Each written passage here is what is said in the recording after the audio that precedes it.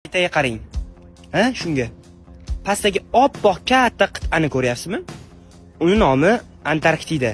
Unga hech kim egalik qilmaydi. Bu qit'a Yevropadan ham katta. Hattoki qishda Marsdan ham sovuq bo'ladi. Ammo tez orada bu qit'a uchun dunyo kurash olib borishi mumkin. Hozircha Antarktida eng g'alati shartnomalardan biri Antarktika kelishuvi bilan himoyalangan. 1959-yilda 12 davlat imzolagan bu shartnomada Antarktida hech kimga tegishli emasligi, bu yerda yadro qurollari, urushlar va boshqa harbiy bazalar bo'lmasligi, faqat bu qit'adan ilm-fan uchun foydalanish kelishilgan. Lekin davlatlar baribir ham yashirincha xaritalariga bu hududlarni qo'shishdan to'xtashmadi. Masalan, Buyuk Britaniya, Avstraliya, Argentina, Chili, hatto bu davlatlar bir-biriga ustma-ust hududlarni da'vo qilishgan. Eng qiziq tomoni, 2048-yilda bu shartnoma qayta ko'rib chiqilishi mumkin. Muz qatlami ostida yirik neft konlari, noyob minerallar va million yillardan beri tegilmagan ekotizim bo'lishi kutilyapti. Agarda katta miqdorda qazib olish va yadroviy sinovlar boshlansa, insoniyat yashirin boyliklarini